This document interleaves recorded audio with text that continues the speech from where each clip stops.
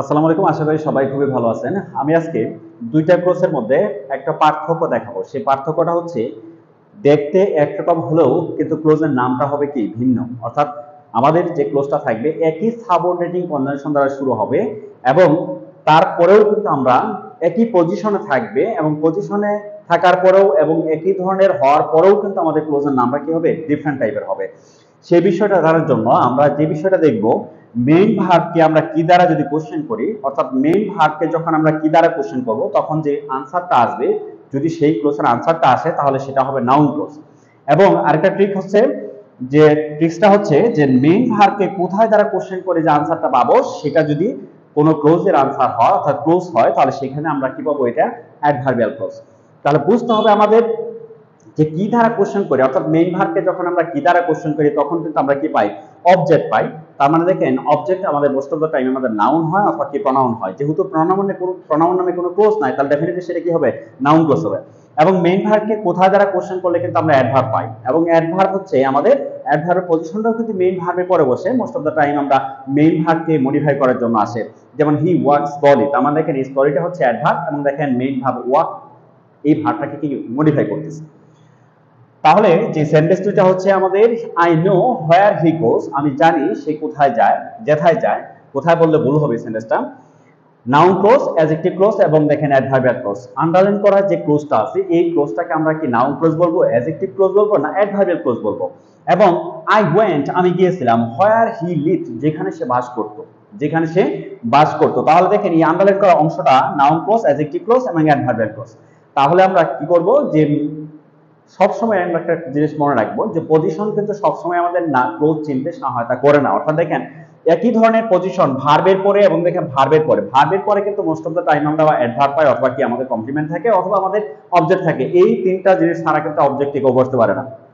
তাহলে যে বিষয়টা আমাদের দেখতে হবে, আমরা কি দ্বারা কোশ্চেন করে যদি আনসারটা পেয়ে যাই তাহলে সেটা ডেফিনেটলি আমাদের কি হবে, নাউন ক্লোজ হবে। এবং যদি কি দ্বারা কোশ্চেন করে আমাদের না পাই তাহলে সেখানে অবশ্যই কোথায় দ্বারা যদি কোশ্চেন করে পাই তাহলে সেখানে আমাদের কি হবে, সেটা অ্যাডভার্বিয়াল ক্লজ হবে। এবং যদি নাউন ক্লজ হয় তাহলে মোস্ট আমরা সবসময় যে একটা জিনিস মনে রাখবো সেটা ইট দ্বারা রিপ্লেস করা যাবে। কিন্তু কিন্তু অ্যাডভার্বিয়াল ক্লজকে অর্থাৎ অ্যাডভার্বিয়াল ক্লজকে কিন্তু আমরা ইট দ্বারা রিপ্লেস করা যাবে না। তার মানে দেখেন যেটা নাউন ক্লজ সেটা ইট দ্বারা রিপ্লেস করা যাবে, কারণ ক্লজের প্রনাউন হচ্ছে কি ইট বা ফ্রেজের প্রনাউন হচ্ছে কি ইট।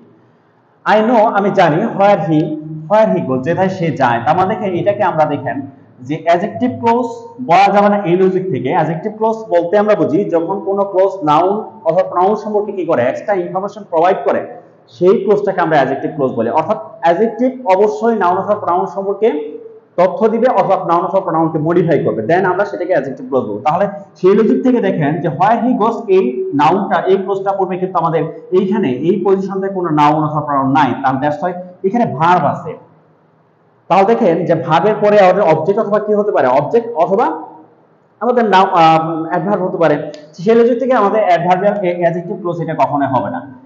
দেন অ্যাডভার্বিয়াল দেখেন যে অ্যাডভার্বিয়াল হওয়ার সম্ভাবনা আছে, কারণ দেখেন যেহেতু ভার্বের পরে বসছে। এখন কোশ্চেন করবো আমরা, সেটা হচ্ছে যে কোথায় দ্বারা কোশ্চেন করবে। যদি এটা মিলে আনসারটা হয়ে যায় তাহলে সেটা অবশ্যই আমাদেরকে অ্যাডভার্বিয়াল।